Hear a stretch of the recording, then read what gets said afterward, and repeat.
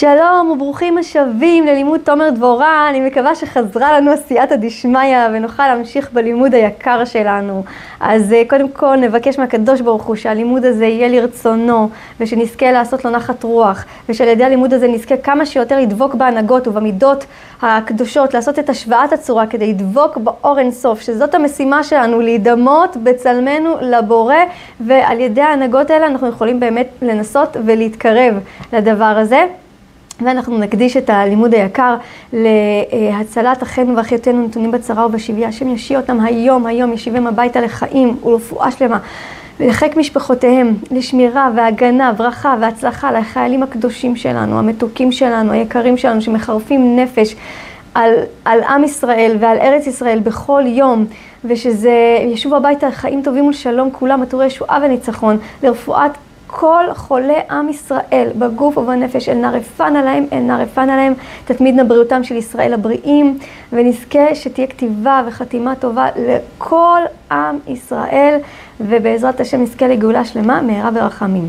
אז אנחנו בשיעור הקודם בעצם התחלנו את הלימוד של הרמ"ק הקדוש, של הנהגות הקדוש ברוך הוא לפי 10 הספירות. נתנו הקדמה קצת להבין מה זה בכלל ספירה. אמרנו שיש אור ויש כלי, והספירה היא מצד אחד כמו ספיר, היא זוהרת, אבל מצד שני היא גם גבול, היא משהו שנותן בעצם לאור איזשהו גבול, ולכן זה נקרא כלי, משהו שיכול להכיל את האור, וככל שהאור יורד בעולמות ובספירות הוא מצטמצם, עד שאנחנו יכולים פה במקום הנמוך הזה לא להתבטל לגמרי ולהיות בעצם קיימים. וההנהגה, הוא אמר בעצם שזה מחולק, אותן הנהגה, בוא נקרא את זה, נתן תזכורת כמו שהרמ"ק אומר את זה, שהוא אומר צריך מידת הכתר, צריך שיהיו בו כמה גופי פעולות. אז בעצם הספירה הראשונה היא ספירת הכתר, והוא אומר שהיה צריך להיות שם כמה גופי פעולות, והוא אמר שהראשונה בהם שכוללת את הכל הייתה מידת הענווה, שבה עצרנו בפרק הקודם, שמידת הענווה היא מתייחסת בספירת הכתר לכלל הראש, והיא בעצם הראשונה לאותן 8 הנהגות כלליות, שהוא אומר שבעזרתן אפשר לרכוש את מידת הכתר, כלומר הבן אדם יכול להיות דומה לקונו בסוד מידת הכתר, והענווה הייתה מידה שכוללת את הכל, והיא הייתה כזאת שבעצם אומרת שתמיד אנחנו צריכים להיות עם ראש כפוף כלפי מטה, כלומר לאו דווקא פיזית, למרות שפיזית לא יזיק לנו, אבל הכוונה שתמיד נזכור שיש מעלינו, גם מעל הענווה שהיא הראשונה ל8 הנהגות האלה, וגם הכתר שהוא הספירה העליונה, תמיד יש מעליו, ולכן תמיד יהיה בענווה כלפי שמיה, כלפי מעלה, אבל כלפי מטה תהיה תמיד הטבה ורחמים. ועכשיו אנחנו עוברים להנהגה השנייה, כלומר אמרנו שבעצם הגופי פעולות האלה מתחלקים ל8 חלקים, החלק הראשון היה ענווה, והחלק השני הוא אומר המחשבה. אז מחשבתו, אני אקרא את השפה, מחשבתו תדמה למחשבת הכתר, כמו שאותה החוכמה לא תפסוק תמיד לחשוב מחשבות טובות, והרע לא ייכנס בה מפני שהיא רחמים גמורים, ואין שם דין ולא שום קושי כלל. ככה אדם תמיד תהיה מחשבתו פנויה מכל דבר מכוער. כמו שהיא סוד חוכמה תורה קדומה, ולא יחסר שם סוד תורה, כך לא יפנה אל שום פנייה, חוץ ממחשבת התורה, ולחשוב בגדלות האל ופעולותיו הטובות ולהיטיב וכיוצא. כללו של דבר, לא ייכנס זר ובטל במחשבתו, וזו הייתה מעלת רבי שמעון וחבריו, והנה כשהפריד רבי יוסי מחשבתו מעט, כמה הוכיחו רבי שמעון בזוהר בפרשת ויקהל. אז בואו ננסה קצת לבאר ביחד. אז קודם כל הוא אומר מחשבתו תדמה למחשבת הכתר. ואז הוא מפרט מה זה אומר מחשבת הכתר, מה יש במחשבת הכתר. זוכרים, מהקוצו של יוד של מחשבת הכתר ירדו אלינו י"ג מידות רחמים. גם הכתר עצמו הוא כל כולו מקום של רחמים. זה מקום שאין דין נכנס שם בכלל.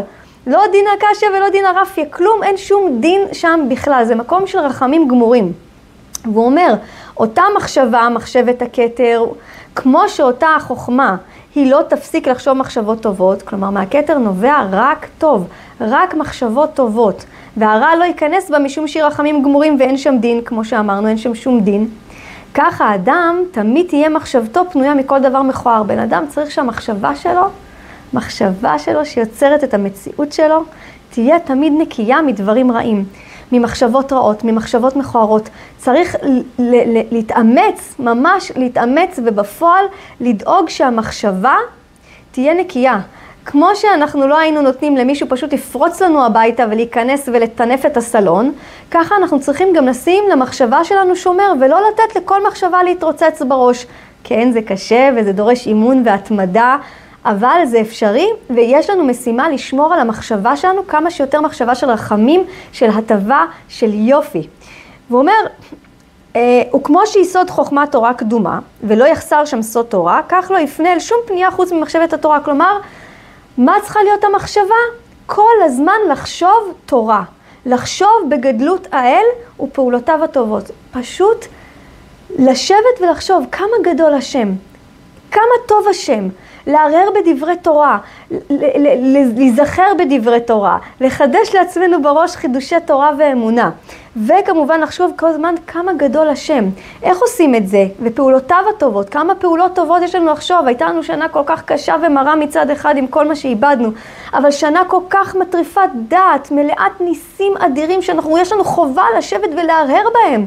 לא לשכוח אותם. את הנס שהיה בפיגוע של האוטובוסים שלא התפוצצו, את הנס של המתקפה באיראן, את חיזבאללה שאינם, את סוריה שאינם, את ניסים אדירים, וזה רק מקצת. יש לנו חובה לשבת ולהגות ולהרהר בהם, וזאת המחשבה הטובה. וגדלות האל, יש לי קטע, אני אוהבת לקחת זרעים את הגרעינים של כל מיני דברים. לדוגמה, עכשיו לקחתי של ליצ'י, ואני שמה אותם כזה בקערה עם מים, במטבח, ככה ליד האור, ליד אור השמש, ואני אוהבת לצפות איך זה גדל, איך יום אחד פתאום יוצא שם נבט, ומהנבט גדל ענף, ופתאום גדל עלה קטן, ועלה תוך יום פתאום נהיה עלה גדול, וכל יום שאני עומדת ככה נוטלת ידיים בבוקר, אני מתבוננת בזה, ואני אומרת, וואו, איזה חוכמה אלוקית, איזה גדלות השם, בדבר הקטן הזה, זה כל כך מרגש אותי. אז בן אדם צריך להתבונן ולהסיק את המחשבה שלו, בכמה חכם גדול ואדיר השם. אז ככל שאנחנו נתמיד לעשות את זה, אנחנו נמלא את הראש שלנו במחשבות הנכונות, ונדמה במחשבה שלנו למחשבת הכתר. ואז הוא אומר שלא ייכנס שום דבר רע במחשבתו. והוא נותן פה סיפור שמגיע בזוהר על רבי שמעון וחבריו, שהוא אומר שהם הלכו יחדיו החברים, ורבי יוסי, תנא קדוש עליון, לרגע הפסיק ממחשבתו ממחשבת התורה, והגע במילי דעלמא, התעסק שנייה במשהו שקשור לעולם הזה. מיד הוכיחו רבי שמעון. רבי שמעון אמר לו, מה קורה פה?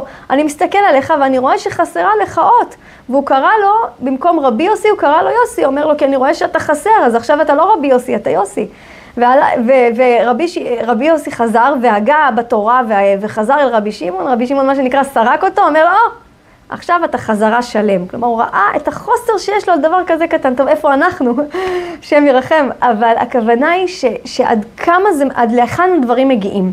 והרמ"ק הקדוש קיבל עצה טובה מאליהו הנביא, שאם נכנסת מחשבה חלילה רעה לראש, יגיד בן אדם מיד, אש תמיד תוקד על המזבח לא תכבה, אש תמיד תוקד על המזבח לא תכבה, בעזרת השם יזכו לסילוק המחשבה הרעה. אז שנזכה לטהר את המחשבה שלנו ולעשות את העבודה החשובה הזאת, ושיהיה לנו המון בהצלחה. אוהבת אתכם.